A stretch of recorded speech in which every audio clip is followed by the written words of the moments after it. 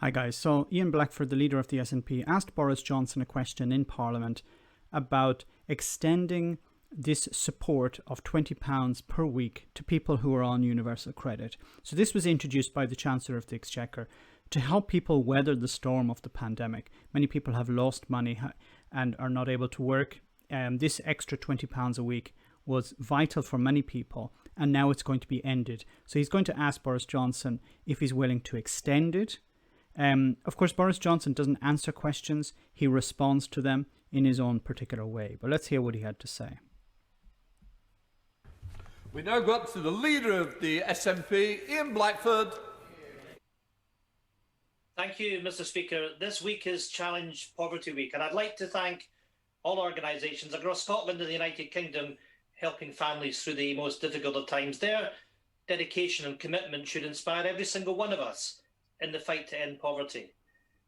With mass unemployment looming, having the right social security measures in place to help families over the long term is vital. Mr. Speaker, the Chancellor has so far refused to commit to make the £20 universal credit uplift permanent. This means that 16 million people face losing an income equivalent of £1,040 overnight. Will the Prime Minister now commit to making the £20 uplift to universal credit permanent? So it's a simple question. Will the Prime Minister commit to making this extra £20 per week permanent? Mr. Speaker, can I thank the right honourable gentleman and I welcome his support for universal credit, which... He didn't say that. He didn't say that he supported universal credit.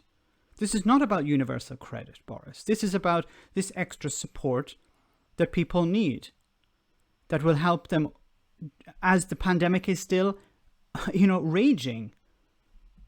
This side of the House introduced. I'm proud that we've been able to uprate it in the way that we have, and we will continue to support people across the country with the biggest cash increase in the national living wage this.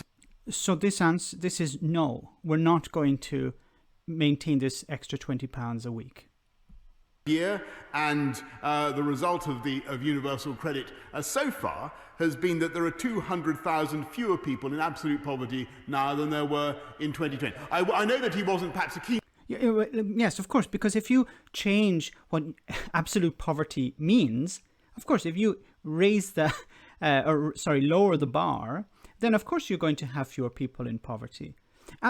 Universal credit is a disaster. I can't find anyone, actually, who will defend universal credit, apart from Boris Johnson and perhaps even Ian Duncan Smith.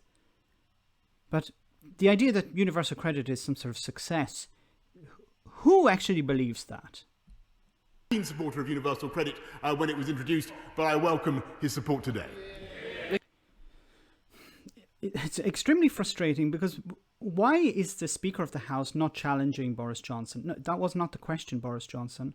Prime Minister, that was not the question. You have to answer the question. Turning to Scotland with Ian Blackford. Ian Blackford. Mr. Speaker, one of these days the Prime Minister might even consider to ask the question. It was about making the £20 increase permanent.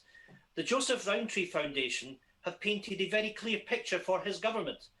Strip the £20 universal credit away and 700,000 more people, including 300,000 children, could move into poverty. 500,000 more people could end up in severe poverty, more than 50% below the poverty line.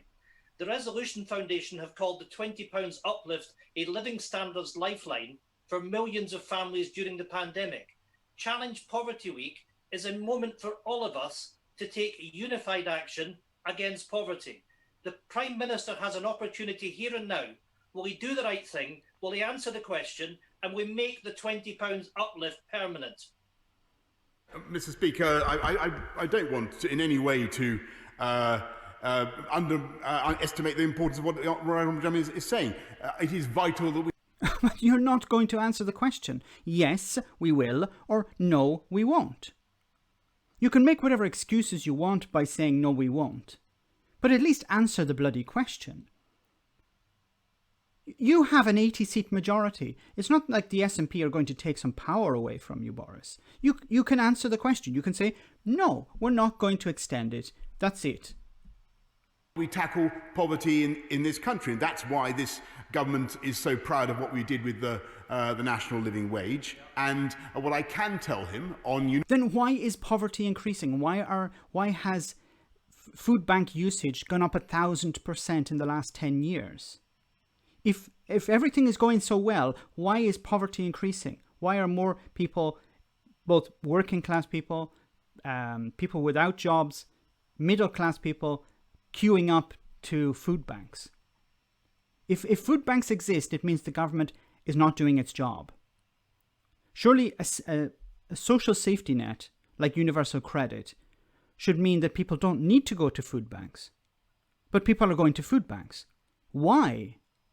What is the point in having universal credit if people have to go to food banks? Some people may slip through the net, yes. That's an unfortunate problem with bureaucracy. But if greater numbers are going to, greater numbers of people and families are going to food banks because they can't buy food, then universal credit is not working. You either increase the money from universal credit, or you reform it and replace it with something else. Universal credit is that we're putting another £1.7 billion into universal credit by 2023, 2024. And if that doesn't give him... Okay, but is that money for the people, or is it more money into the system? Because the system means that a lot of the work done with universal credit is with private companies. Private companies running call centers. So in many cases, you have people, private companies making money from this. So where is this money going, Boris? It's all good and fine saying we're going to spend, an extra £1 billion. Is that £1 billion to the recipients of universal credit, or is it into the bureaucracy of universal credit? You notice that he doesn't say we're going to increase. What's the point in saying a number like £1 billion? Why can't you say everyone who's on universal credit is going to receive X more from January or from next April or whatever? Why can't you say that?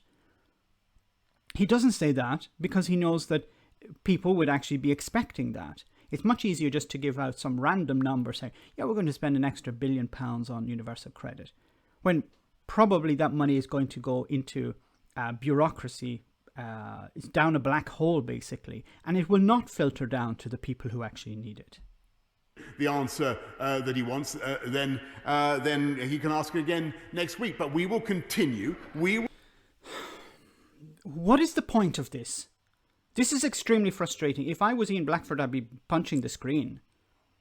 There's complete disrespect for the MPs, complete disrespect for the House, complete disrespect for people who voted for those MPs to put them there to ask those questions.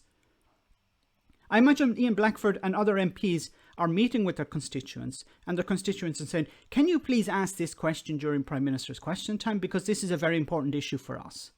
Charities, he mentioned charities, Ian Blackford mentioned charities. I imagine the charities have been contacting him saying, please raise this issue. It's an important issue for us. Please raise it with the Prime Minister. And the Prime Minister couldn't even be bothered to answer the question. He couldn't be bothered just to say, no, we're not actually going to extend it. He has to turn it into some sort of political theatre. These are people's lives. Many people are suffering because they don't have these sufficient resources to survive. People are queuing up at food banks. Middle-class people who probably never thought they'd have to do something like that are queuing up at food banks. The working class, who've been thrown under a bus continually by this government, are expected to just sit back and keep quiet. Well, we gave you this extra £20 even. Like, consider the fact that for some people, £20 is make or break. And now you're taken away from. Like, Boris Johnson probably wipes his arse with £20 notes. So it costs him nothing. It costs the government nothing to spend an extra £9 billion or whatever it is extending this. Consider the amount of money that they're wasting on Brexit. Consider the amount of money that they're wasting on all sorts of white elephants. No, but we're not going to spend it on poor people. Why? Because poor people generally don't vote for us. So why should we give a crap about them? It's also frustrating, once again, and I've said this on numerous occasions, the fact that the Speaker of the House just sits there and says nothing. What is the point in having the Speaker of the House? Why not just have a bloody ticket system where a number pops up on a screen and you call, oh, now it's your turn. Have it automated. It'd be probably bloody cheaper. Sorry for my ranting, guys, but this really grinds my gears. It's extremely frustrating. What is the point of all of this? A member of Parliament asks a question that's extremely important for his constituents and very important. And even Ian Blackford said this is a problem that affects all of the UK, not just Scotland. So he's speaking on behalf of poor people in the UK, people on universal credit in the UK, not just Scotland. And Boris Johnson couldn't even be bothered to answer it. And I said he has a majority, an 80-seat majority, and he couldn't even be bothered to say no. He wouldn't face any backlash. He has his majority. He could just say, no, we're not going to extend it. We couldn't be bothered. It wouldn't, as I said, he wouldn't experience any backlash from his party. They're 100% behind him. Let me know, guys, what you think. As always, your comments are greatly appreciated, and I apologize for this rant. I want to say a big thank you to all of my patrons. You ensure that this channel continues to exist. I'm eternally grateful for all of your support. If you join Patreon, you will receive instant access to our Discord server, where we have both audio and video chats. You can chat with me and other patrons, where we discuss important and non-important issues. Becoming a patron per month costs about the same as a large coffee, so why not check it out?